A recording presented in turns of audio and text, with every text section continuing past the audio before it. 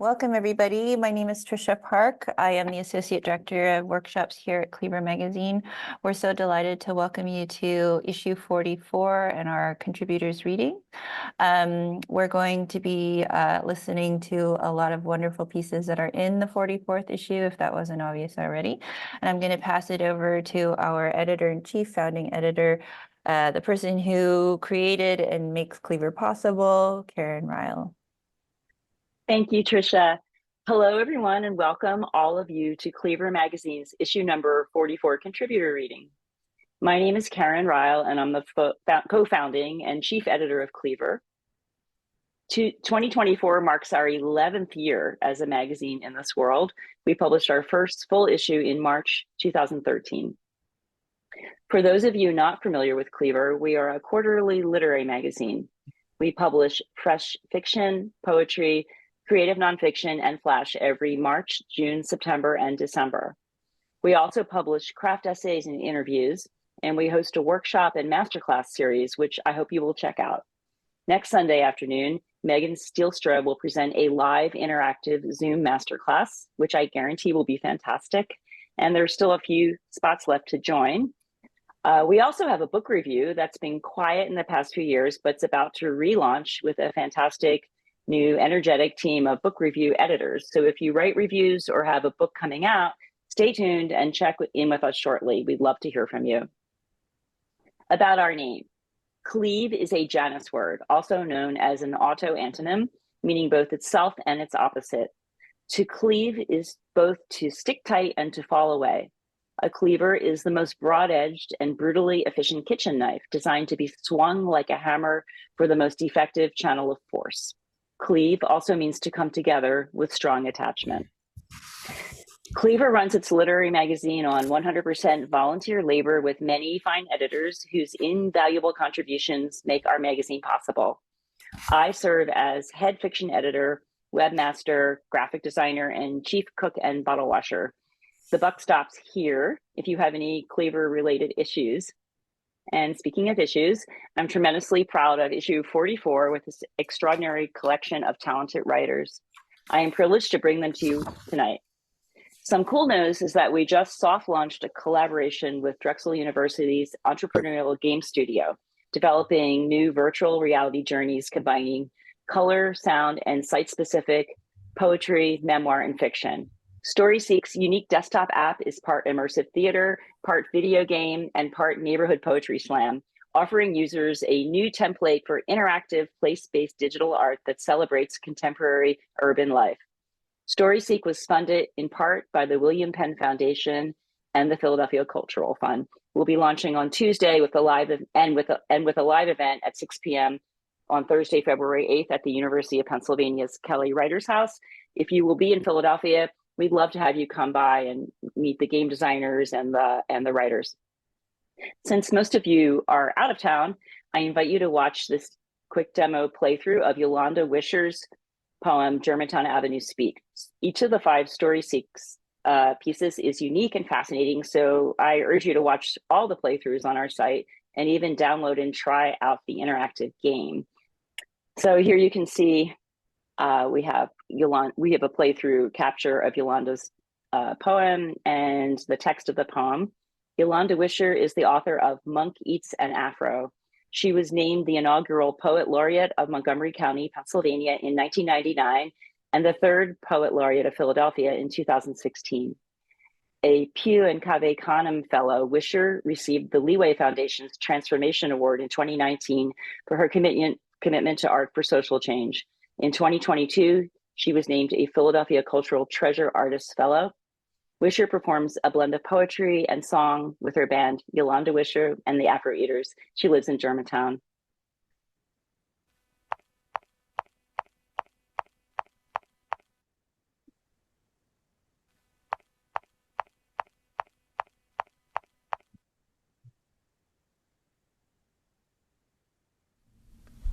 And Coulter. School to school, the dark writes itself, a poem of young blood facades, playing in the face of founding fatherhoods. Cobblestones chuckling low, got ghost jokes, staging colonial comedies and catcall sitcoms, yoga and Ubuntu with Nicole in the old piano showroom, in the pine place of Louisa May's Little Women, where Masons lodge low down in Gothic revival, a bookstore like a diner and a Hopper painting, but black, square for markets and martyrs, school to school, the light writes itself.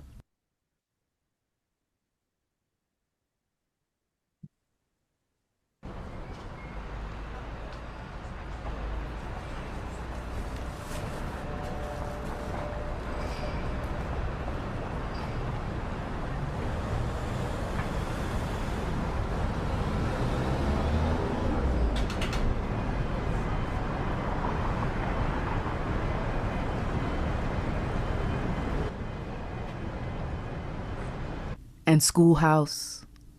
It all started with a dream. Brotherhood tech services, curious little minds waiting for a sign, a lightning bolt of beauty, secret banquet hall of treasures above the imperfect gallery.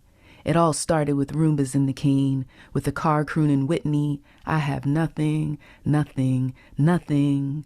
A sneaker shop kicking Monica, don't take it personal. Local calls 25-cent sign waiting for the return of its booth boo, G-Town dollar plus LaRose, live jazz school to school, the dark writes itself into crescendo.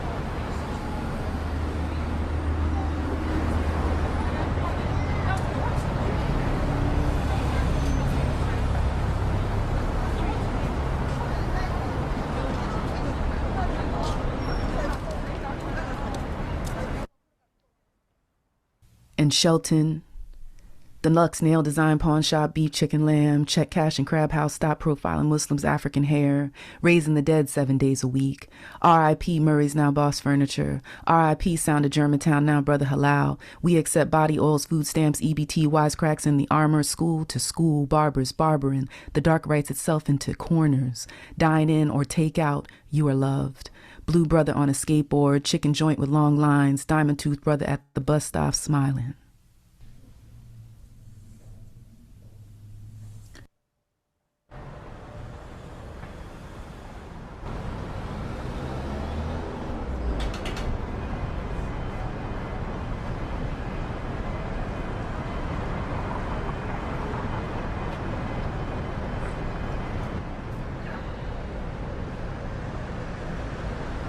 And price. School to school, the dark writes itself into prepaid plans, blow dry out sale extensions. I want to be chosen. Pride of lionesses for Jehovah. Say less. For lease, we specialize in flowers for all occasions, like the return of Jesus on Moody Monday, or the resurrection of Dinah in a bonnet on a mural, though we don't know what she really loved like. Coffee here in Bluntville, celebrity barber shop swagoo, scaffolding, and trapdoors to Nubia, Cleopatra too, no loitering, Negro Achievement Week breadcrumbs scattered like tumbleweave, hair braiding express, I want to be chosen. 1928 reverb, no public restrooms in God's given gift salon, walk-ins, welcome.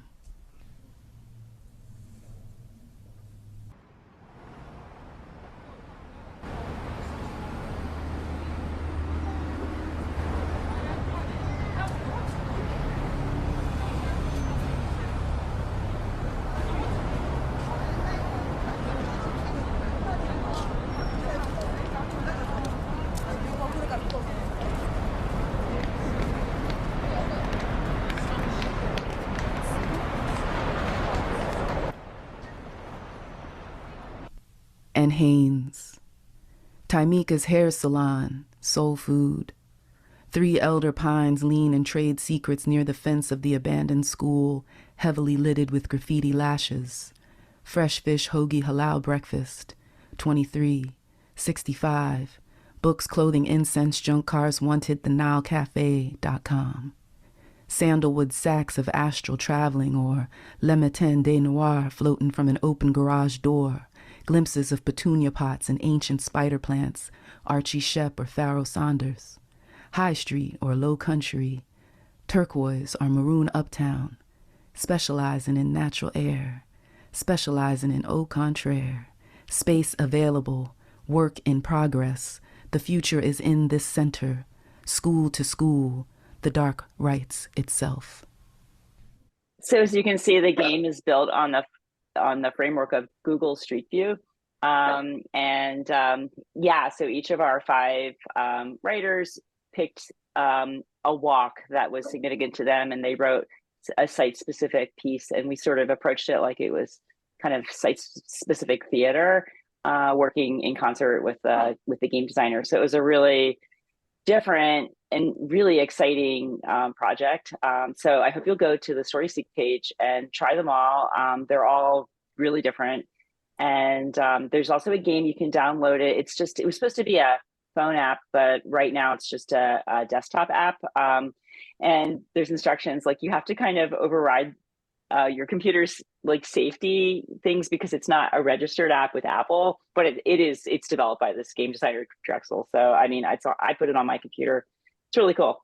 So hopefully it was developed as a prototype. So hopefully other like cities and like magazines and universities or whatever will do stuff like this, because it's supposed to bring poetry to new audiences. Anyway. So our first reader is J. Bradley Minnick. J. Bradley Minnick is a writer, public radio host and producer, and a professor of English at the University of Arkansas at Little Rock. He has written, edited, and produced the 1-minute spot Facts About Fiction and Arts and Letters Radio, a show celebrating modern humanities with a concentration on Arkansas cultural intellect and intellectual work that can be found at artsandlettersradio.org. He has published numerous journal articles and fiction in Toad Suck Review, Burning Word Literary Journal, Literally Stories, Inklet Magazine, and Potato Soup Journal's Best of 2022 anthology, The Ground Up, and is forthcoming in Southwest Review. Please welcome J. Bradley Minnick. Thank you, everybody. And I really want to thank Karen and Cleaver. Such an amazing magazine, and all the editors. You show such passion for writing of all types, and it's just beautiful. This story is about a little boy who's passionate about trying to understand what he can hold on to and what he can't. So I'm going to read some excerpts from it, and I hope it holds together. A man's reach should exceed his grasp. My mother arranged for us to walk to school together. I didn't want to go to school, and I especially didn't want to walk anywhere with Kate Wheeler. Kate Wheeler was my next door neighbor. She was as persistent as she was pretty, as forthright as she was forceful. She had no shame, and I had so much. She appeared at my front door on the first day of first grade and rang the bell. No one ever came to the front door or rang the bell. My mother opened the door and Kate said, "It's raining today, Mrs. Watt. Does Jason have his umbrella, or should I run home and get one for him?" I felt remarkably self-conscious as I hid behind my mother. As her palm pushed me through the doorway, she handed me my paper lunch bag full of all those sandwiches I could never stomach. Kate, who was my age, actually had the audacity to grab my hand like she was leading a little boy who couldn't possibly find his way without help. "Come with me, Jason," Kate said in a very patient voice, showing off to my mother, who, caught in the grip of my agony, returned a condescending smile. I really wouldn't have minded so much if Kate hadn't seemed so perfect to me at that moment. With her straight white teeth, her 2 older sisters, both beautiful, her father's Corvette convertible parked on a paved driveway in front of her house, and her long backyard with the swimming pool. And I imagined what she must have thought of me with my father's black Plymouth Valiant with holes in the floorboards, with our gravel driveway with small stones that hurt your feet, and with my baby sister, only 6 months old, who could hardly be considered human yet. And above, And beyond all her worldly possessions, Kate Wheeler had learned in a matter of weeks to ride her purple two-wheeler with the shiny chrome handlebars and the perfect banana seat. Every evening at exactly 6:30, she would flit past my two-wheeler, a red Western Auto flexible flyer that had become more or less a permanent fixture, leaning on its kickstand in our garage. Then at precisely 6:35, she would zoom past my front door again, this time on the other side of the street, while big automobiles brushed past her, creating unnatural breezes that kept Kate aloft on her perfect banana seat. School was a funny place, with too much concrete and too many colors. Kids were everywhere. Some were holding their mother's hands, others their legs, and the really shy ones their behinds. Kate grabbed my hand tight and pulled me through the schoolyard. There was something about holding a mother's hand that didn't call attention to you. There was something about holding Kate Wheeler's hand that wasn't quite right. My father walked through this with me yesterday, so I know where we're going. Kate had used Labor Day afternoon, no less, to walk around the school and find our first grade classroom with her father, who owned a Corvette convertible and, for all I knew, the world. Buses pulled up to painted curbs. It was the first time I'd seen a school bus and couldn't imagine the skill and know-how it must have taken to ride one. The big yellow machines were filled with kids from great distances away. Why shouldn't Kate be in charge? She had learned to ride her bicycle the right proper way, one step at a time, while I had been thrown into the thick of grasping air, applying pushes to principles that exceeded my grasp. I am told by my mother that Kate and I walked on separate sides of the street on the way home from school that first day. Our hand-holding days, it seemed, were over. Why? I'm not sure. My guess is that Kate had been too bossy. When I saw the dollar in Kate hands that next day, that's when I got the idea to sell lies. I know something you don't, I said. What? I just do, I said, and left it at that for a while. I know what we're getting for Christmas, I said to Kate. I was about to sell my first lie. I just love Christmas, Kate said. Our parents are going in together and buying the present for both of us, a special Christmas treat. Tell me, Kate said, I love treats. For $1, I said. Okay, she said, and reached into her purse and forked over the dollar. A tent for us to play in. Kate looked skeptical. A big one. I spread my hands wide, that we can set up in the front yard and play in. How do you know? I overheard my mom talking to your mom on the phone. Really? Wow. And we can play all kinds of games. Like house, Kate said. I guess. And you can be the mommy and I'll be the daddy. I want to be the daddy, I said. Oh, I've always wanted a house, she said, with dishes and plates, and you'll go off to work. Wait a minute, I said. I'm going to hell for sure, I thought, that night. I know something you don't know, I said on our walk to school the next day. What? For $1. Kate reached into her beaded purse and generally handed me $1. My father's going to buy a new car, I said. What kind, Kate said. You've seen it. It's the Manley's ragtop Cadillac. Then it's not new, Kate said. No, I said, it's not new. And that wasn't worth $1, Jason. Give it back. There was no selling the truth. The day I made up my mind that I was going to ride my Western Auto Flexible Flyer bicycle was the same day I sold the big lie. I can do something you can't, I said. What, Kate said. I'll teach you if you want. Kate dropped my hand. She still held once in a while and surrendered the dollar. This better be good. It's the best one yet. Well, what, she said. I promise you won't regret it. I'll just bet. Completely and utterly true. Just say it, as God is my witness. And start praying I care enough not to smack you. And my mother's back on a sidewalk crack. I'm hungry all the time now. I can fly, I said. Oh, you cannot, Jason. Give me back my $1. I held her $1 out in the air, just like Superman. The milk used to be so cold, just like a bird, I said. And the lunch raviolis were the best. I promised to show you after school, Kate. No fair. Give me back my money. Might just take a little practice, but once I show you, it'll be all you need. If this doesn't work, Jason, I'm telling my father, it'll work. Thank you all. Thank you so much. Up next, we have Monique Danielle. Monique D. Clark is a Philadelphia native with an MFA from Drexel University and an MA in English from Arcadia University. She co-chairs the Drexel MFA Alumni Association, and when she's not writing about the most common thing ever, the complexities of humans, she's attempting to bake a cake that actually rises. Please welcome Monique. Thank you. This story is called The Love. Robbin and I arrive at the restaurant at the same time.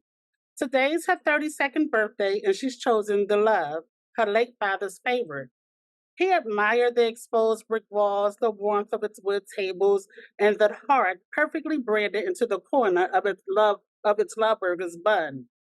Minus her slightly poppy eyes and perfect curves, she is his spitting image. Tall, slender, dark-skinned with a mahogany undertone. She'd been a freshman at Cheney University when she cut her hair short and started wearing dreadlocks. "They call locks now, Mama," she's politely corrected me. "Our hair is not and has never been dreadful."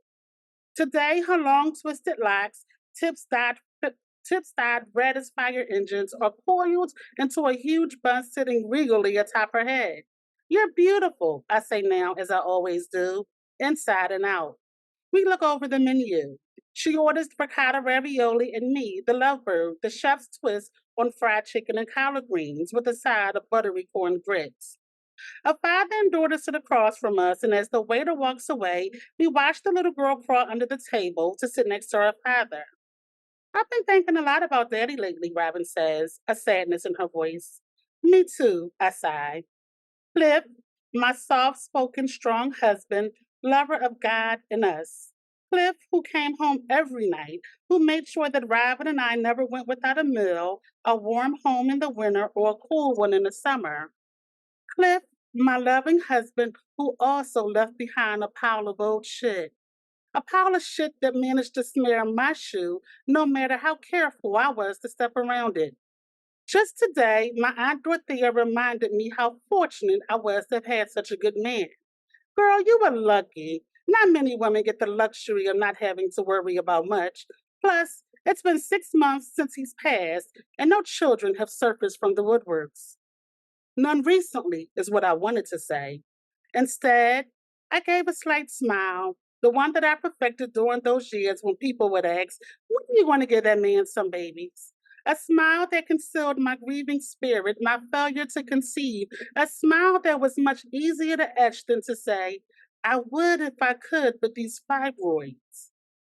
When Cliff's tour with our Air Force ended and we returned from Germany with 2-year-old Robbin, no one seemed to notice that the smile never fully reached my eyes. If they did, no one asked why. What was said, though, was, "About time you had that child." Only one other person knew, and she's dead now. How could I not tell my mother? "Cliff's a good man, not a perfect one," she had said. "You do know that he loves you." Love. That's the first reassurance Cliff gave me. Then that it was brief, nothing serious, not an affair, more fling that time I went home to visit Mother. Then that none of this was on me or because of me. So I buried it. And finally, that this woman, whoever she was, didn't want her. "Would you? Can we?" he had asked, unable to string the request together. It hadn't taken much for me to agree.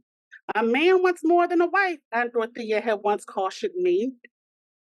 So 3 days after Robbin's birth, Cliff brought her home, unnamed. So I named her Robbin after the orange belly bird that showed up outside my bedroom window every spring when I was a little girl, thinking, "Just for me." And so it was with Robbin. Robbin is watching the little girl now, hugging her father's neck. I think of the evenings after dinner when she would climb onto Cliff's lap or interrupt his thoughts. "Read me a book, Daddy, or sing bingo with me." Each time he did, clapping after her song, he'd tell her she was brilliant, that her voice was strong and important. Cliff had been in the Air Force and home on a brief leave when we met in the checkout line at Acme Supermarket. "You go first," he said, and stepped aside. He paid for my groceries, bagged them, and put each one carefully into the trunk of my car. It was that kindness, that attentiveness, and when Robin arrived, his love for both of us that atoned for his indiscretion. The waiter stops by to let us know that our food will be out shortly. Robin, blinking away her tears, requests a cocktail menu. He hands us two. "So how are things going with you and Darren?" I ask. She glances through the menu. Not so good. He's just. I know that she's looking for someone created in her father's image, trustworthy, loyal, strong, mostly, but not entirely honest, because he left no blemish for her to see, not even the tiniest piece of chipped stone to remind her that he was merely a man. He's not your father, Robin, and he never can be. I know, Mom, but he lied about something so trivial. Trivial to you, Robin, but it must have felt significant to him.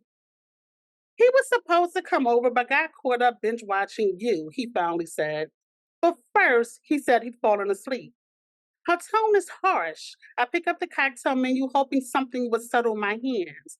Then I say, without looking at her, "You know, your father once said that a lie is usually a weak band-aid to cover fear." Really? Maybe. But I can't imagine Daddy ever downplaying a lie. Lie. It stabs in a way it never has before, because I had absolved myself, saying it was his burden to bear, his sin to confess, his wrong to right. He promised to explain it all to Robin. First at 16, he said. Then, because he didn't want to distract her from her studies, it was 18. After that, she was headed for college, and he didn't want to wear her down emotionally. After graduation, he promised. But that time came, and he didn't mention it.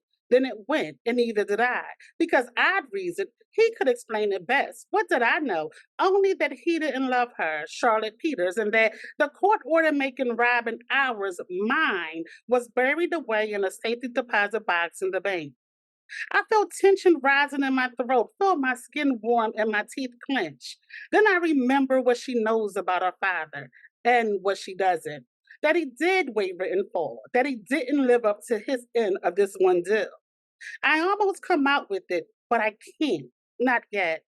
"Oh, Robin, he was human, a decent man, yes, perfect. No, Mom, but he was honorable." Our food arrives. I take a few small deep breaths until my body relaxes. The waiter sets my plate in front of me, then the side of grits and a spoon. "Oh, darn," I say after he walks away. I forgot to sub out the grits for something else. Fried chicken collards and corn grits, doesn't seem like a good combination. She examines my plate and shrugs. "Maybe not traditional, but the grits look rich. Try it." I stare at them and take a spoonful. I'm surprised how much they taste like my grandmother's. A little cheese would be perfect, I now think. Not bad at all. I slice a piece of the chicken, scoop a tad of the grits onto it, and end with a small bit of the collards. It's pretty good, actually. See, Mom, things are never as bad as we'll think they'll be. I'm relaxed now, and each bite feels like a hug. The waiter returns and asks if we need anything else. "A black Manhattan," I say. Robin smiles at me, then says, "Classic and true, just like you." Thank you so much, Monique. Oh, I want to point out that in the chat, I put a link, and I can put it in again, to a craft chat that came out in our newsletter, I think a few days ago, with Andrea Caswell is one of our fiction editors, and she also does craft chats with writers from various issues, and you can read Monique's ideas about her piece and where it came from in this chat. And if you subscribe to our newsletter, if you don't already, I recommend it. We publish writing tips and craft chats from our contributors, and we'd love to have you be part of that. Oh, so also one other thing, shout out to Angel Hogan and to Michelle Faust, who were both in, I think, our very first issue, and they're here at the reading tonight. So that really warms my heart. Up next, we have Todd Robinson. Todd has published 2 books of poetry, most recently Mass for Shut-ins from Backwaters University of Nebraska Press. His work has appeared in North American Review, The Pinch, A Dozen Nothing, and Notre Dame Review. He's an assistant professor in the writer's workshop at the University of Nebraska, Omaha, and a caregiver to his partner, a disabled physician. Welcome, Todd. Thank you, Tricia. It's an honor to be here with all of you. Thank you to the Cleaver team. I'm so impressed by how every writer gets a bespoke graphic. I think that's incredibly cool, and I loved looking at each one. So thank you. And your hustle, by the way, with the workshops and the craft talks, promotions. I know there's a lot of shoulders on that wheel. So thank you for your efforts. It really means a lot. This poem is in 15 sections, but each is very short. It's just a big pile of haiku, sort of loosely stitched. So close your eyes and dream, babies. Close your eyes and dream. Everywhere the world is green and dying, and shelter belts of feeling, barn swallows flashing over the river, all fingers reaching, evenings lush and agnostic, past our dreaming dogs. Silenced so many. I forget the melody, but not the meaning. Praise withered taverns grandfather haunted. Praise starless farm fields, years of miracles. Green tea and green sympathy keeping you easy. Bouncing scintillant sun off the concrete launching pad of no one's dream. Who doesn't clamber after beauty like Ginsberg kissed Walt Whitman's ghost? On the sober house stoop, you sway, dishonesty a moonlit relic. A dirty decade, the body's machinery. Better thank it than me. I began again, another tin man with heart pills in his pocket. Tinnitus on high, contemplating suicide. No more magnolia. Start soon? I really hate to say it, but I need it in the worst way. Tiny grace notes, clean scientific poison to keep her quiet. Faithful and faithless, waiting for the facetious moon to send you home. But prehistoric mud holds the shape of a hoof for 2 million years. Prescription Xanax? Yes. Zero chance of quitting that which makes sky bend. She's wearing my socks. This theft will repeat itself in variations. This is your brother, wondering how you're doing. I love you. Goodbye. Blood black coffee. Your face cannot unfrown itself. The kettle hisses. Spiritless orphan sliding nowhere with sore feet over cracked concrete. Trees, bitter fruit. Thank forgetting that swallows each vile bulb and feather. Serenity prayer. Get grateful for yellow grass and cracked bird bath. This pre-elegy, another way of eating muscle to grow fear. Even sleeping, she snores toward the urn we journey ceaselessly to fill.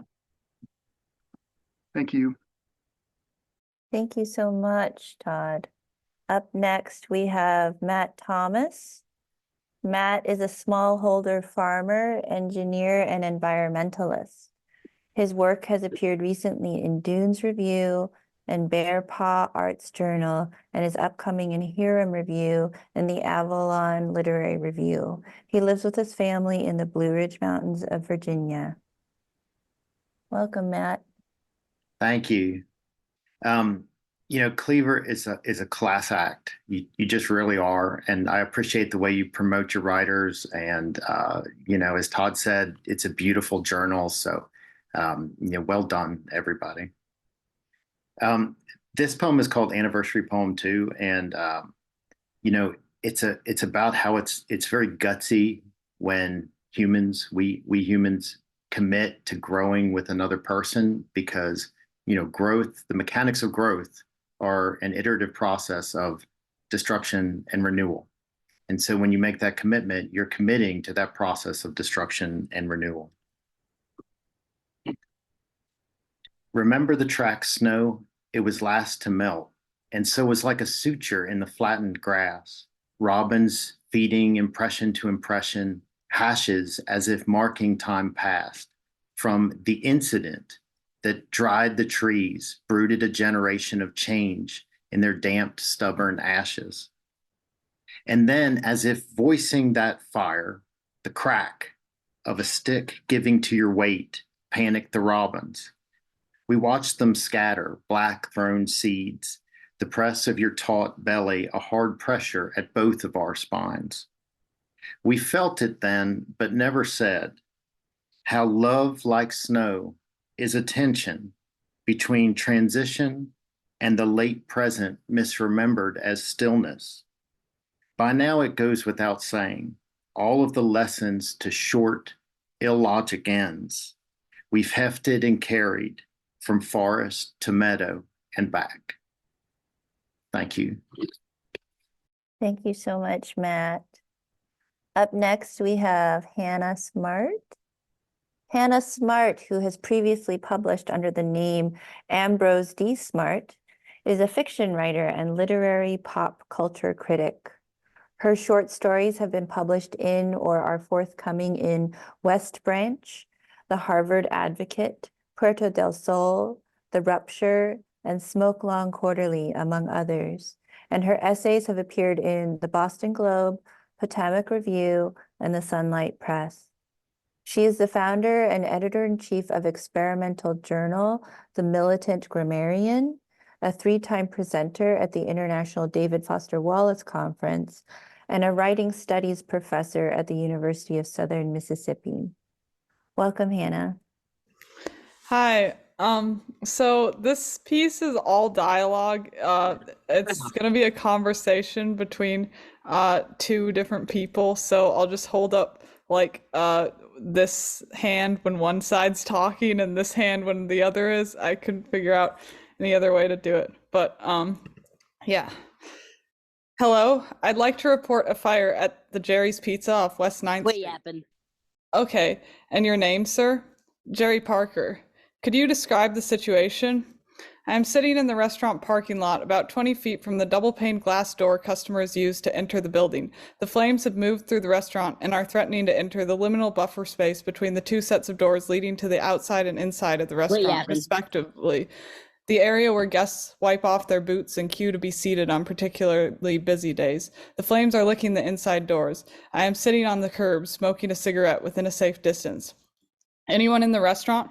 Part of me wishes Rebecca were in there, but no one is.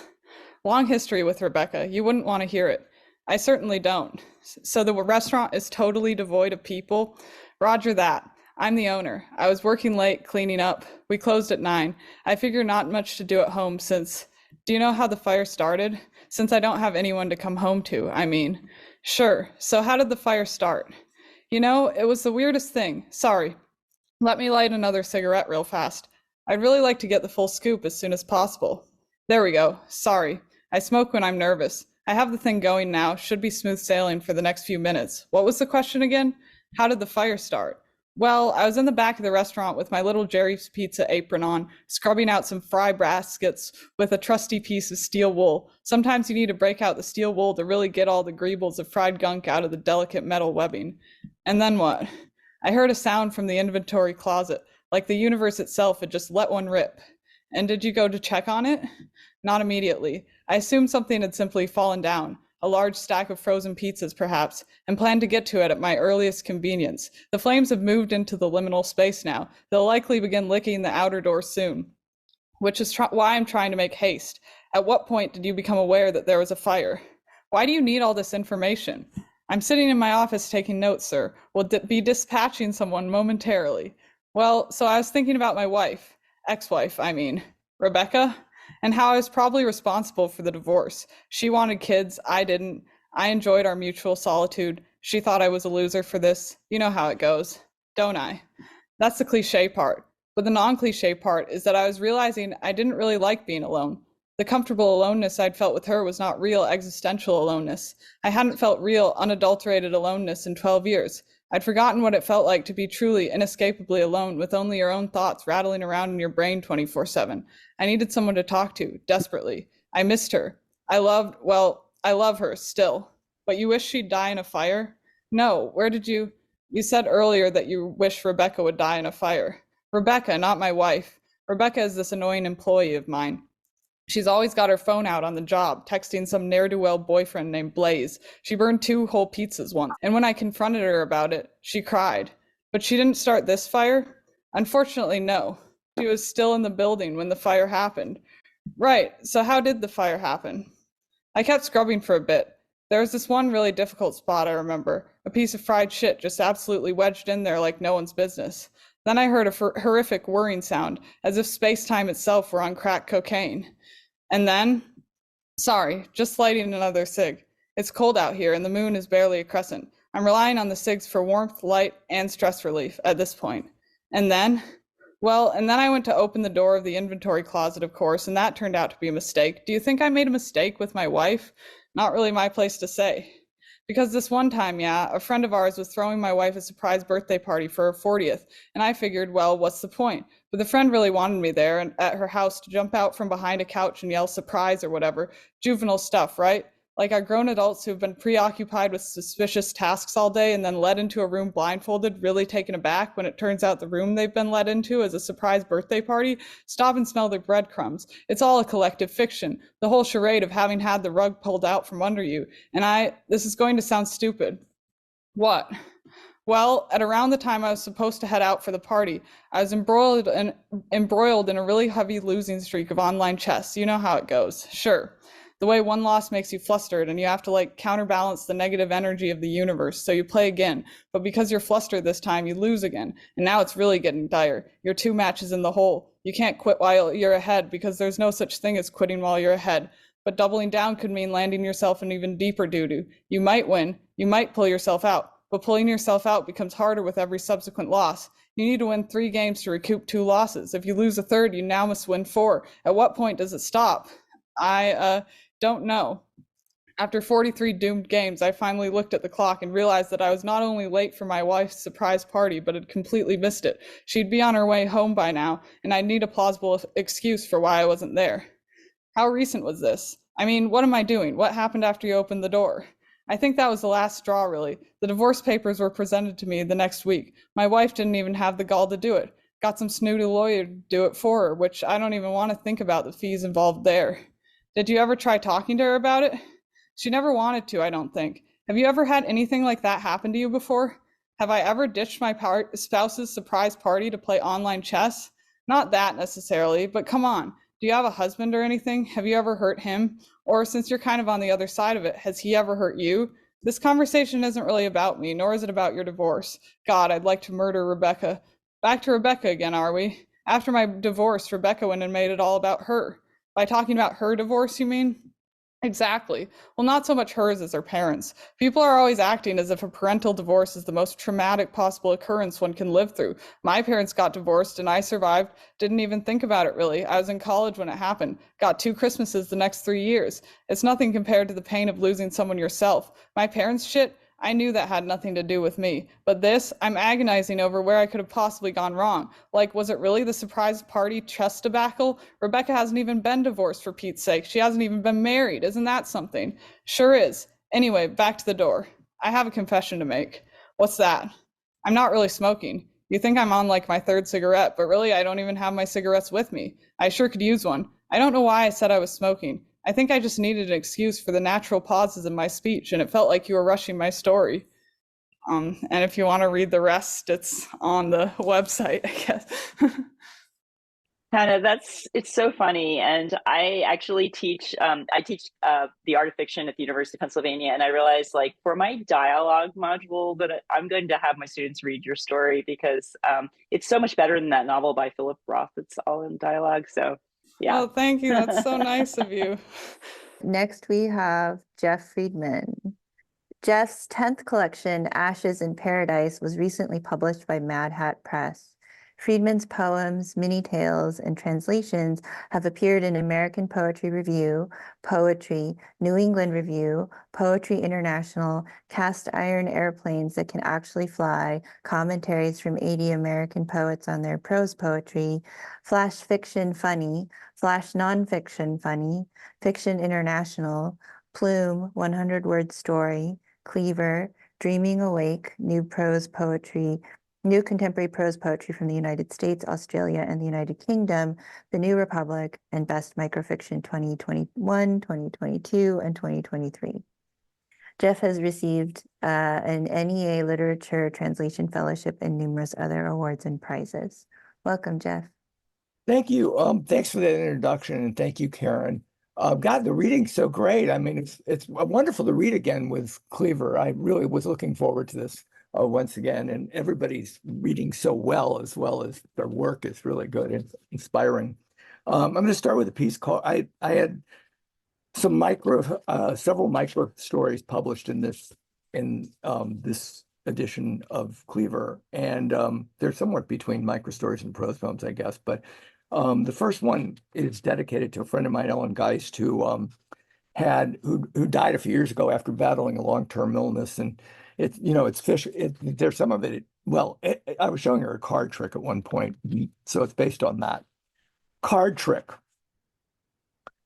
Even though it was warm in the house, Callie covered herself to the neck with an afghan and lay down on the couch. Her red and green wool socks pushed out into the open. "Can I bring you something?" I asked. She shook her head. "How about a glass of wine? Maybe that will make you feel better." She didn't say no, so I poured a glass of Merlot, placed it on the coffee table. Then I got my deck of cards. "Pick a card," I said, holding the deck near her hands. She picked her card and held it up to her face. And then when I opened the deck, she slipped it in. "Are you ready?" I asked. She looked tired and weak. Va-vu, I said. Fan the deck again as I opened my hands. The deck floated above us, all 52 cards spread out, but still touching each other. I plucked the card from the deck as it floated. "Queen of Diamonds," I said, a hint of a smile on her lip. "It's not my card," she said, closed her eyes. Well, I don't think there's much I could say about this one, but it's called Like Buzzards. Like buzzards, they were screeching like buzzards. Each day they would lean forward with their angry beaks, aiming their eyes at me as if they saw a corpse. I wondered where they went when they suddenly disappeared. Did they find a carcass to devour? Were they soaring through the clouds, waiting to plunge down on a dying hedgehog? Each day they would return to the same path at the same time, walking back and forth without variation. Each day they would raise their talons and slash the air. And there were always the bones of dead animals and birds strewn on the gravel. No one cried for help or whispered a prayer. Not even the crows said a word. There's a little reference to James Wright in that poem with the slashing the air and poem Hook. So anyway, she's a wonderful poet. Broken Promise. This isn't about that, but I'd always wanted to use, I had a girlfriend named Thelma when she was in high school. She went by the name of Mick, by the way, because she didn't like the name Thelma. So I wanted to use the word I wanted to use the name Thelma and the name Mabel in a piece. But anyway, Broken Promise. Mabel promised to bring Thelma, her daughter, a necklace made of moonstones. Thelma didn't know what moonstones were, but she imagined they would give her a special power, and she really wanted a necklace. Mabel said that moonstones were chunks of moon that had broken off and fallen to earth. When you hold them up to the light, she said, you could see the pale waves of the sea. Then Mabel left and didn't return for a month. In her absence, Thelma went out every day searching for moonstones. She picked up hundreds of rocks and stones and held them up to the light, but none of them looked like the moon or held the pale waves of the sea. When Mabel finally came home, she had forgotten to buy a necklace made of moonstones. Thelma began to cry. Tears oozed from her eyes and hardened on her cheeks, sliding off them until dozens rolled over the wood floor. Mabel begged her to stop crying. She gathered the hard, round tears into a bowl and handed it to Thelma. She picked out a tear and could see the blue waves glistening in it. She picked up another, and a pink sea washed through it. She picked up another, and a ghostly light flickered under its surface. Mabel again promised Thelma a necklace of moonstones. But now her tears were moonstones, and she wouldn't stop crying. And last, I guess this is one of a series or number of pieces I've been writing since the unbelievable sort of cruel and shocking administration of Trump and all the other Republicans in their kind of fascistic ways. But anyway, this is sort of a parable. Dragons. There were no limits to their carnage. They could see the disintegration in geraniums, petals blown away. They could read a blackout in the tides. They plundered fortresses, gathered their gold to hide it in caves. They blew up buildings with their bad breath. They killed the moon with their venomous spit. Fires flew out of them like belches. They burned hope to ashes, but the ashes kept rising. They slayed the dragons, only to find out they were the dragons. Thank you. Thank you, Jeff. Up next, we have Ginger Ayla. Ginger, she, her, is a writer and poet who lives in Trinidad, Colorado. She's a grant writer by day and also volunteers as editor-in-chief of the Poetry Lab's Resource Center. Her poetry has appeared or is forthcoming in Phoebe, Grist, Heavy Feather Review, Ghost City Review, Sky Island Journal, and elsewhere. Welcome, Ginger. Hey, everyone. Thanks so much for having me. Thanks to Karen and Tricia. This is my first contributor reading ever, so I am just really excited and honored to be here with you all. And this is Drink Anyway, the Light. There are creatures adapted to living so low in the ocean that they can only survive in extreme pressure. Any attempt to lift them causes disintegration. They lack the necessary compression to hold together scale and organ. I've felt that knee-jerk to long nights, can't conceptualize a life without a subtle crushing all the time. How the baby mouse fears the color that zapped its mother. I wave high as if to an old friend, to the tin Coors bucket, collecting cigarette butts outside the door. The joke about how there's nothing to do in winter but drink anyway. The light gambles, pull tabs, and meat raffles, sinking upward like a fish in a net, flailing for weak spots and jackpots, a 12-pack of pork chops. My mom and I hinging on a bingo number, red dye of the stamper staining my fingers, packed tight by tension, not afraid of the burnished surface or loss of bioluminescence, but that I may fall swiftly apart, disappearing completely into the unforgiving ease. Thank you. I also want to give a shout out to Claire Olison, who is not here, but she's our poetry editor, and she picked all these wonderful poems. Whenever she sends me the Dropbox of whatever she's picked, I feel like I'm opening a wonderful box of chocolates. It's always full of terrific surprises. Thanks so much, Karen. Yes, and shout out to Claire, all of our wonderful editors. Next up, we have Robbin Farr, if you're ready. Robbin writes predominantly short forms, poetry, and brief lyric nonfiction. In addition to writing, she is the editor of River Heron Review Poetry Journal. Robbin has been published in numerous journals, including Citron Review, Corvus Review, Panoply, maybe pronouncing that, sorry, Two River Review, Atlanta Review, and others. She is the author of 2 books of poetry, Become Echo, out in 2023, and Transients in 2018. She is most happy when revising and submitting. Writing terrifies her. Word, me too. Welcome, Robbin. Hi, thank you for having me this evening. Thank you, Karen, and thank you, Tricia, for organizing this and also allowing me this opportunity to read. I appreciate it. My creative nonfiction piece, To the Man Who Listens for Echoes, is a quirky little piece written as a lyric essay, but it's also contrapuntal. So without seeing it, it may seem as though it's out of sequence, And in fact, it really is. But that was reflective of the mood and the tone of the piece, if not the actual experience itself. So I'm going to read it.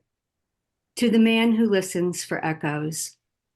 We were lake-bound on an unfamiliar road. But stranger yet, you were unknown to me, I to you. It was summer, it was happenstance. It was a moment so clouded in headiness, bright like breezes and wine. It may not, after all, have much truth to it. We didn't meet exactly. We fell into mutual avoidance. Each of us averted our glance at the last second, lest we were discovered staring, and regained a riveted interest in the poet addressing the workshop on the subject of West Coast landscapes and the landscape of a poem. We were lake-bound on an unfamiliar road. You were driving and you were cordial. I was influenced by a few glasses of chilled California white. I acted a part and prattled on about my life. You, to your credit, were sober, less somber than I, but I needed something to brighten my days, too long worn out. We didn't meet exactly. You followed behind as I nearly succumbed to the steep hills of the Sierra Nevada foothills on the way to my cabin. You were staying nearby with friends in what was a ski chalet in the winter. Summers, however, it was converted into housing for poets attending writing workshops held in the 60s vintage Olympic Village in Palisades, Tahoe. We were lake-bound. Mile markers and landmarks remain in my memory. The sandy terrain lining the road, the sun beginning its descent over the mountain. It remained to be seen that if that, what then? If so, so what? Consequence follows your delving, you know. You should have known. We didn't meet. You learned you knew one of my roommates, and through what resembled a game of whisper down the lane, I heard you may have said something about swimming naked in Lake Tahoe that night under a full moon, and what could be more sensual than meeting by moonlight under no pretensions but to discover each other. We were lake. We were shore, bluescape under blue of sky, blue of mountain, sun counting itself in rippled water copies. We sat atop a picnic table, viewed the lonely beach, lonely even now before the geese and the tern, before all those wings scissored the sunset, cut it into coming autumn. But still there was today. Today the words trapezed in the branches. I was tongue loosed by improbable dimensions of 3, maybe 4, and tints pinked on blue, on blue, on blue, swiftly there, and then not. We didn't meet, by moonlight nor unclothed, but I did hear your voice as you spoke to my roommate. It was a high moon, and the light sparked the deck where you sat, a glass of wine in your hand. I, hidden within the dark of my bedroom, debated joining the growing crowd. But there were complications, other lives to consider. Still, the moonlight beckoned, and I considered your nearness. Dare I draw near to, next to you? You so far from known, you knew. We were lake. Practically speaking, better the seductive beauty of the dusk withdrawn, but there was sundown and after. Would you hold my divulging close where in your world, our worlds were artfully never near? But there were shoulders warmed of waning sun, and I ingratiated myself in conversation with you, someone I might normally desire, but right then you were only decoy. I dared to lean into the warmth of you, into a place where I might lean unaccounted for a moment, for some time. We didn't meet, didn't entwine, did not encounter, allowed our separate desires to dissipate into the day's warmth. And as the chatter rose to laughter, and I believe music, I slept and deserted the full moon and the confusion of it all. Besides, you were Boston, and I, Philadelphia. We were lake. I should have been swifter to meet your eyes, blue, of course, like anemones, like cobalt blue pigment on pottery, like lake. I should have been aware, swifter to understand the syntax of your speech or the nuance of the last pour of wine. We meet. Morning arrived too soon. The scrub jays were already raucous, and the sun rendered the deck golden. Palms were collected by 7 a.m. and readied for distribution at the 8 o'clock workshop. Breakfast was happenstance, a bowl of cereal maybe, except for this morning and the freshly baked raspberry scones you delivered in person. In case my roommates and I were hungry, in gratitude for the previous night's moonlit gathering. In the event I answered the door, I did. We were lake. The moon began as a shadow of moon gloss, silver over the mountains. The beach, finally emptied of its scattered day trippers, was lonely. I wanted the beach lonely, sounding the slapping waves, sounding the balsam notes, the amber sap, and crackling the pine cones. A season gone, and then home. We met. You were hand-feeding the jays crumbs of scones, my startle at your presence apparent. It was then I first noticed your eyes, how you pinned my attention with the blue of your stare, blue sky, sky blue. Your breathy greeting soft as the fiddlehead ferns curling their fronds on the deck. The mountains will be magnificent tonight in the light of a still full moon, you told me. Though you didn't know the way. One can't miss a lake of that size. I suppose I nodded. I must have nodded. He arrived late afternoon, and in a dissolve of moments, we were lake-bound on an unfamiliar road. We are lake. Another day before the Zephyr left the station, recounting the miles across country to home. The rails groaning the weight they carried, but still the remnants of summer. I leaned into the warmth of you with my stealing heat, seeming casual, but causal instead, and necessary. What I don't want to know are the details, your responsibilities beyond this evening's ripplings and turnings. Yes, tonight we shall steal lives again, pebble skipping the truth. Thank you, Thank you. Robbin. Beautiful. Thank you. Up next, we have Matthew Guenette.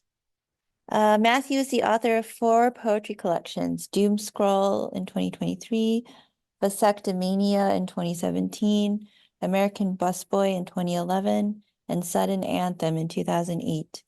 He's married to one of the world's greatest linguistics teachers and is father to 2 brooding teenagers. He's been a busboy, short order cook, secretary, and currently teaches writing at Madison College in Madison, Wisconsin. Welcome, Matthew. Hi, thank you for having me. Been trying to crack the Cleaver for several years now, so I feel really lucky to be here. Thank you. I'm just going to read 2 of these. I'm going to read Pet Peeve and Horseshoe Pond. Pet peeve. A jackhammer hammers somewhere in the school and your armpits sweat through your shirt. You don't know what you're doing, and the class knows that you know they know, but you can't tell what any of them are wearing, and you have no idea what's going on with their hair. A student points at an outlet. Sparks, she says. Another notices a leak, and look, there it is. Something coffee-colored pooling in a corner. A ceiling panel falls, snaps to pieces at your feet. Your laugh it off sounds desperate. More falling panels expose bundled wires, coiled cables, electric vines. A row of fluorescent lights comes loudly unhatched. An expensive projector smashes to the floor. A smoldering beam crushes your desk. The jackhammering nears. Pigeons fly through the ceiling and one lands on your shoulder. You love this pigeon. Its little red, wide-eyed view is your world. But the students look so bored. And though you're not done yet, though there's still a few minutes left in class, they start to pack their things. Horseshoe Pond. I try not to stare as she paddles us to the island in a canoe that she's borrowed. She's tattooed a 7 on each wrist. God told me to, she says. Then she laughs at me for believing her. Blonde lightnings through her dyed hair. She smells like cake.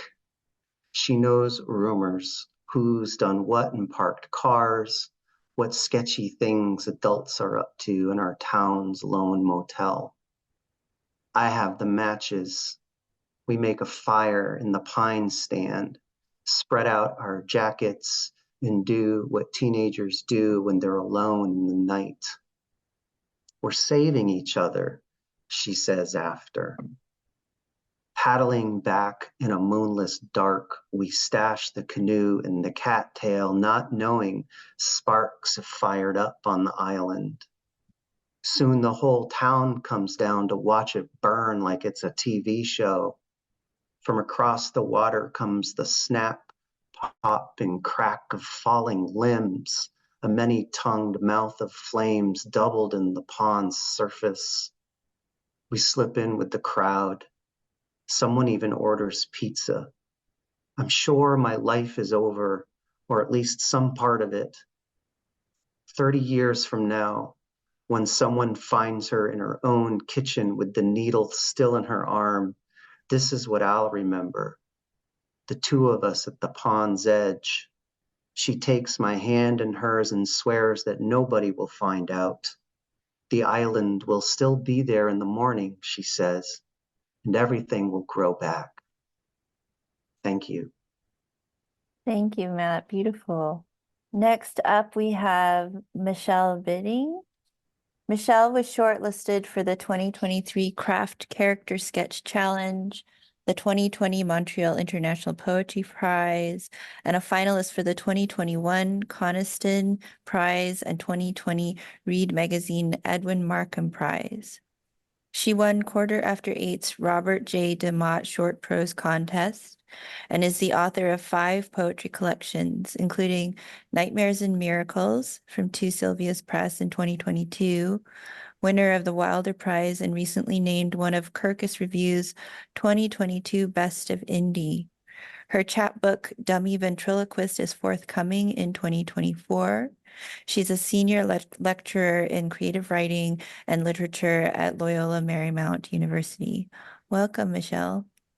Hi, it's such an honor to be here. This beautiful, vital, robust, generous magazine, and just a real pleasure to be reading all together and people listening. So I'm going to read a villanelle that I wrote that's in this issue. And for anybody who doesn't know, it's one of those formal forms that we still like to play around with. And it's kind of originates from, it's song, dance, Italy, France. And so there's kind of this feeling of circular, going forward, going back, going forward. And maybe there's a bit of an incremental progression with that. And you'll hear the third line of the tercets alternate and repeat. So it's a good form for maybe heavier, larger subject matter, but not exclusively.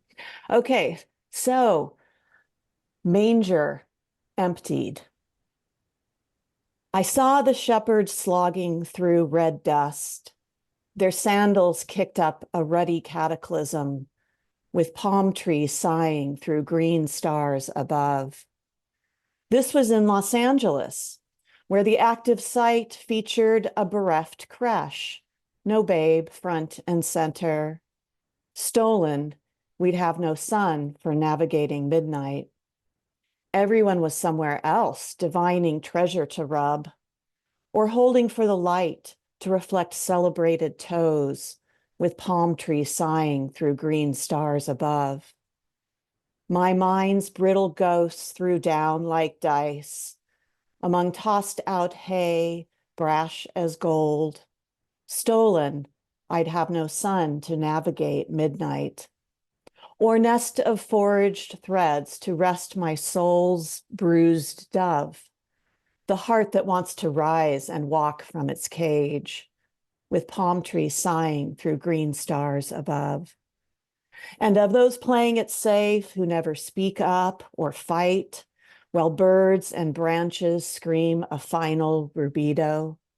Stolen, our sun planned for navigating midnight.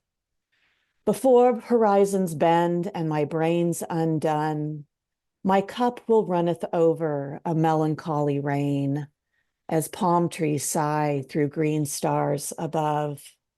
Crib, trough, sleigh, coffin, where's unconditional love? Manger, meaning manger, from Old French, meaning devoured. Stolen, without a sound, now we navigate midnight. Shepherds slogging through the red, red dust. Thank you so much. We have next up Jennifer Jussel. Jennifer received her MFA from Eastern Washington University. Her work has been published most recently in Booth, the Santa Clara Review, the Blood Orange Review, Allegory Ridge, The Swamp, The Same, and others. She lives in Queens with her husband and their cat. Welcome, Jennifer. Hi, thank you so much, Karen and Tricia, for the warm welcome. It's great to be able to be here and meditate on everybody's lovely writing together. I will jump into my short essay here. It's called This One Small Thing Will Fix Your Sex Life. And creative nonfiction, I'm very used to oversharing, but I will say that because I'm reading an excerpt, the very first thing I must overshare with you is that all you need to know to jump in is that my husband and I had recently bought our first vibrator when this began. So I have a friend who is obsessed with little things, mostly miniature figurines. I understand the impulse. There is something so satisfying about slipping a shiny purple heel onto Polly Pocket's plastic foot, something mesmerizing about small things well made, the hours someone must have worked to make Jack Skellington's pupils expand and contract. I was once stopped in my tracks on a night out by a frog no bigger than the nail bed on my thumb. I wondered how the world might look to him, all zoomed in and indistinct. My body would be like a towering stalagmite to him, a new formation in his world, terrifying to see in motion. I stopped several of my friends from stepping on him as we passed. What must it feel like to be so small? My husband sometimes cups my ears in his hands and says they're the tiniest, most delicate ears he's ever seen. He is 6'2" and almost twice my weight. He lets me bang on his stomach like a drum and it doesn't hurt him. I've learned to lean back when he's telling stories with his hands, instinctively avoiding the backswing of any overzealous gestures. But I have never once been afraid of him. He's probably the kindest, most patient person I know. This is the man who called me in tears when my hamster died from old age while I was away to gently break the news and ask if a tissue box was a suitable coffin. I put some of his favorite treats in the box, he said. He can't help being bigger than me any more than I can help being bigger than that frog. He is not the problem. The problem is me making associations. I was so concerned about my friends crushing that frog because I grew up in the Texas Hill Country, where it was more common to see the flat, sun-baked skins of toads squashed under SUV wheels on the road than it was to see live ones in the Greenbelt. These are how the little things add up, how one thing leads to another. That little frog is to steamrolled toads, is to me pinned flat on the couch years ago seeing starburst but unable to cry out, is to last week's candlelit bedroom after a nice dinner with my loving husband, where my breath catches in my throat at the sight of his biceps constricting as he lowers himself onto me. Sometimes I wave the thought away and we are just two people in love. Sometimes I shrink down and see giant shoes, a looming car tire, a different man's arms poised inches from my throat.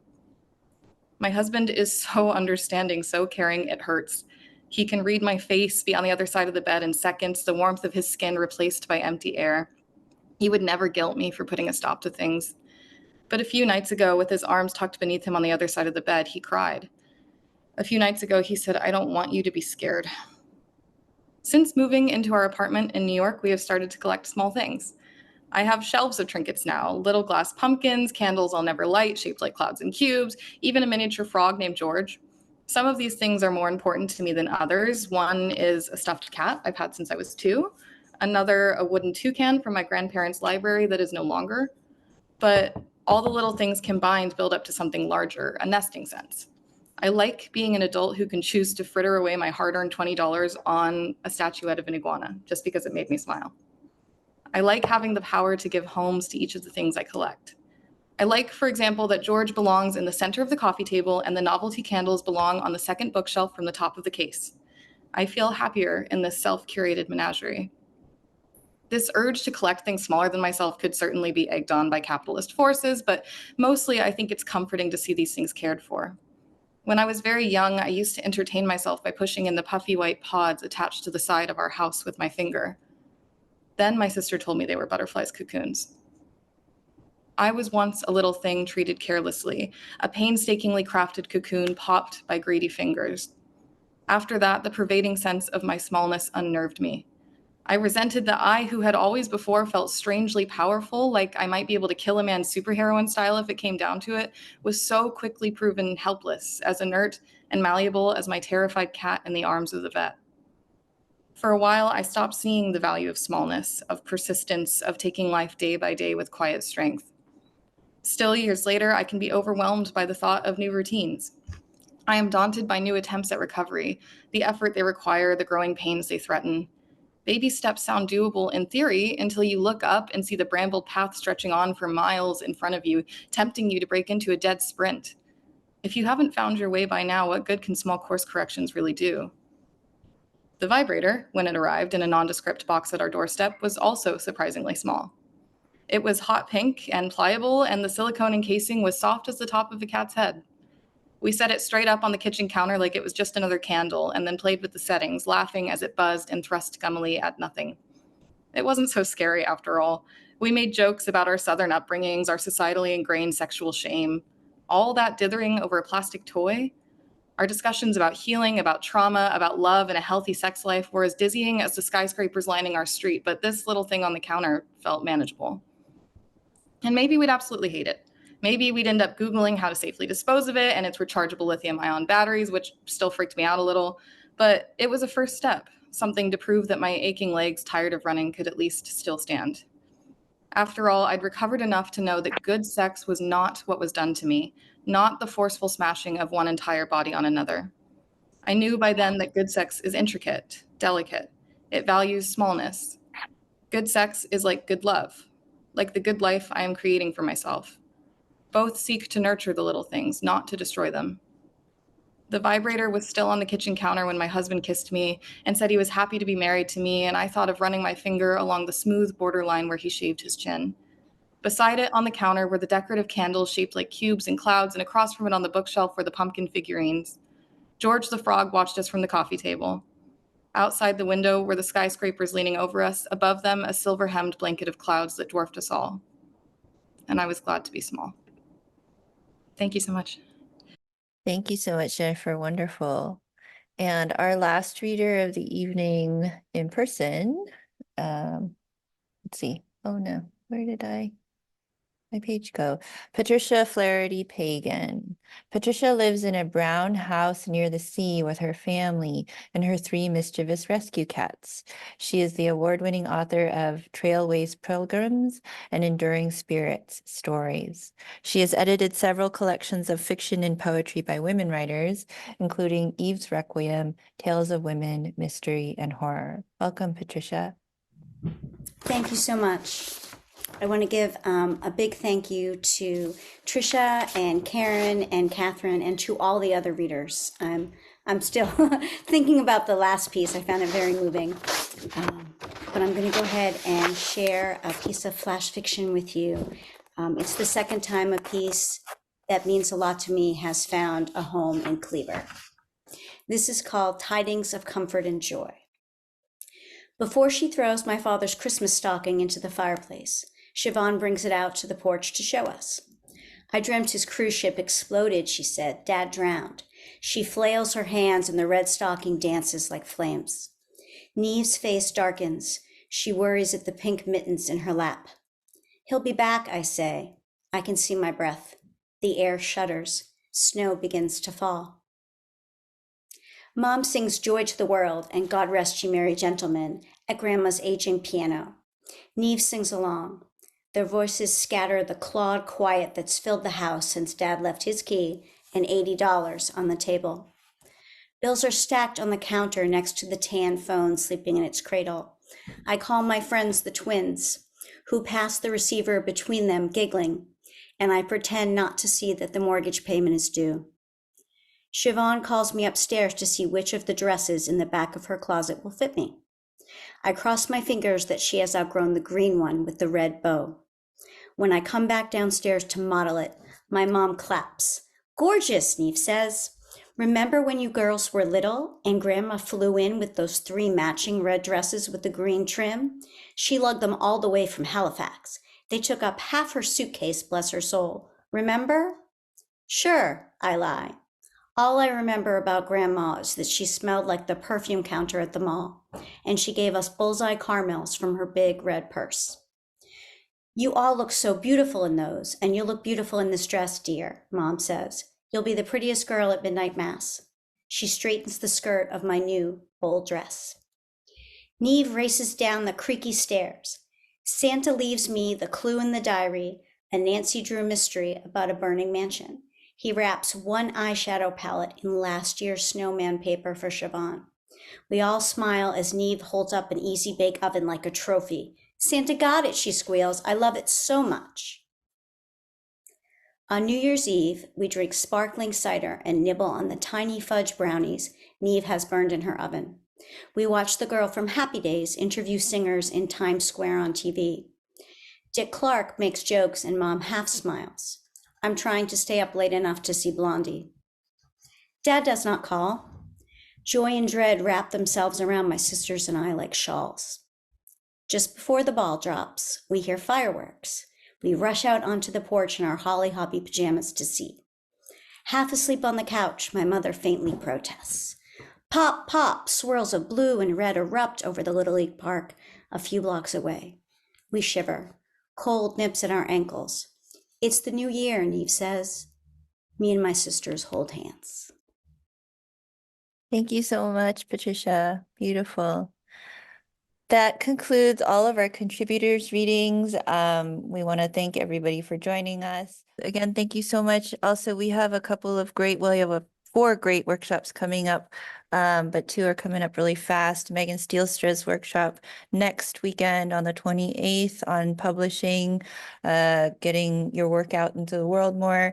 And then Beth Kephart's on the last Sunday of February on obsession. So that's a generative workshop.